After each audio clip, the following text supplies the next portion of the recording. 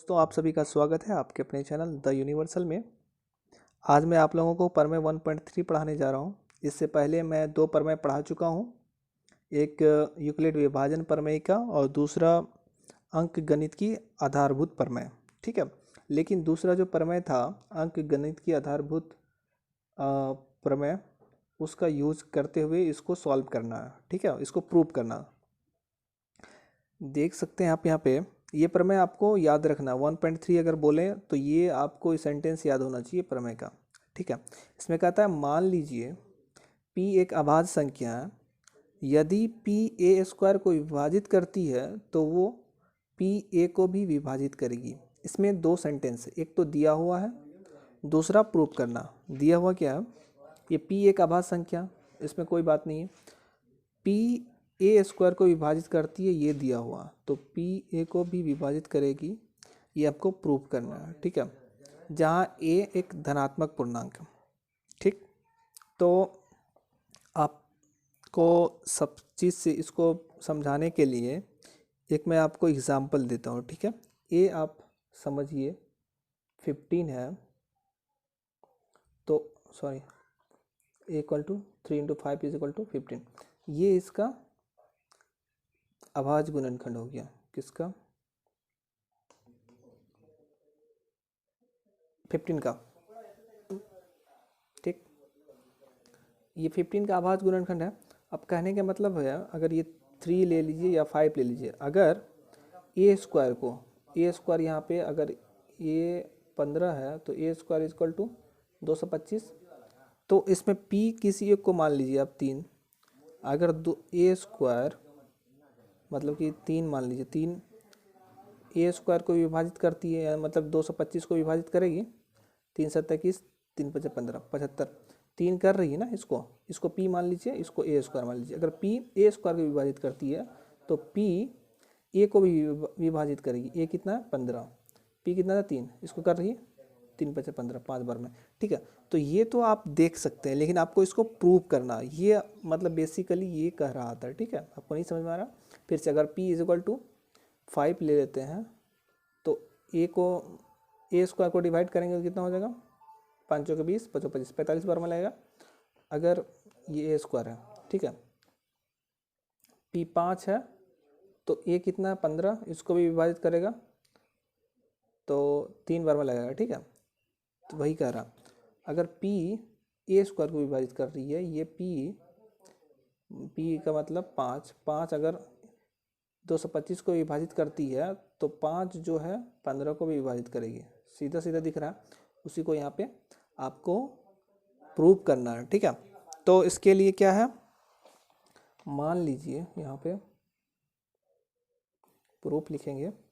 ठीक, मान लीजिए ए का अभाज्य गुणनखंड a = p1 p2 pn है।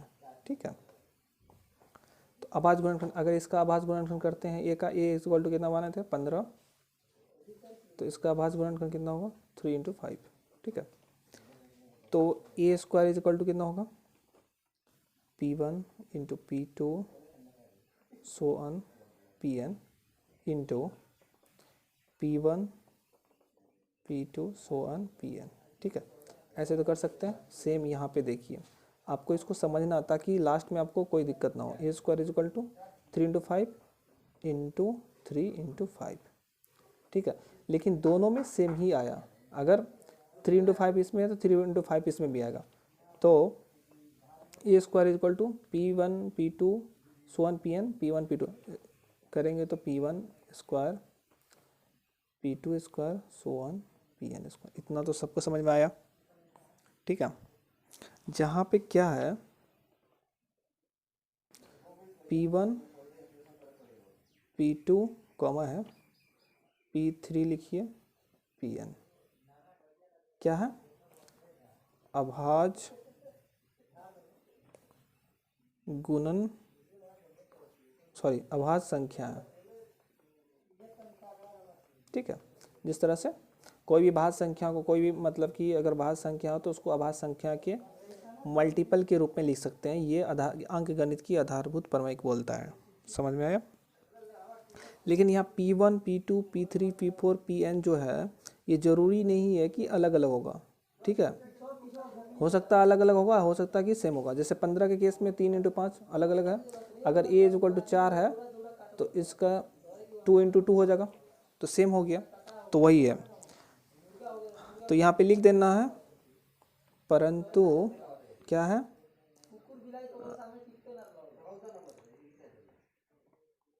आवश्यक रूप से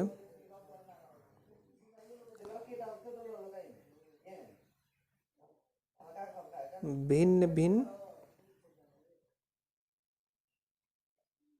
नहीं है। किसके बारे में बोल रहे हैं? P1, P2, P3 के बारे में, ठीक है। दिया हुआ क्या है?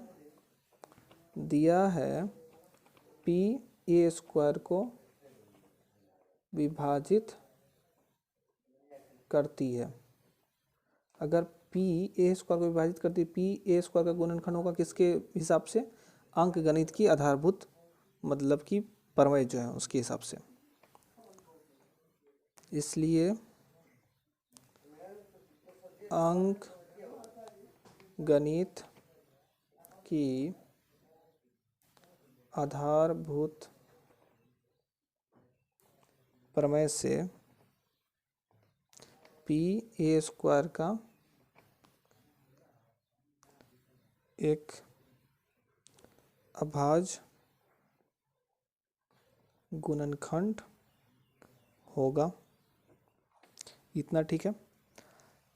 अब लेकिन ये भी कहता है, अंकगणित की आधारभूत प्रमेय में दो बातें थी। एक तो अभाज्य गुणनखंड के मल्टीपल के रूप में लिख सकते हैं, और अभाज्य गुणनखंड जो होगा वो अद्वितीय होगा। जैसे अब मान लो कोई भाज्य संख्या है 24 मान लो, ठीक है।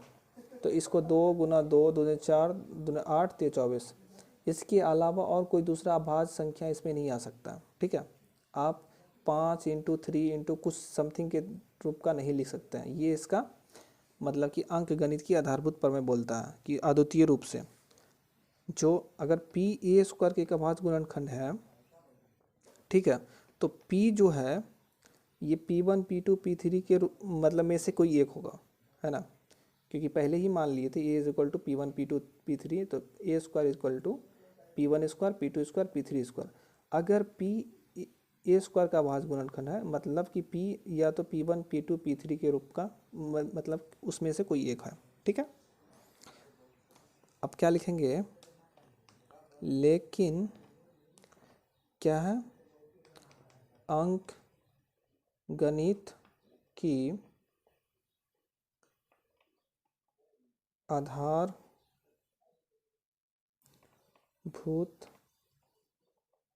प्रमेय के अद्वितीय गुण से क्या होगा? P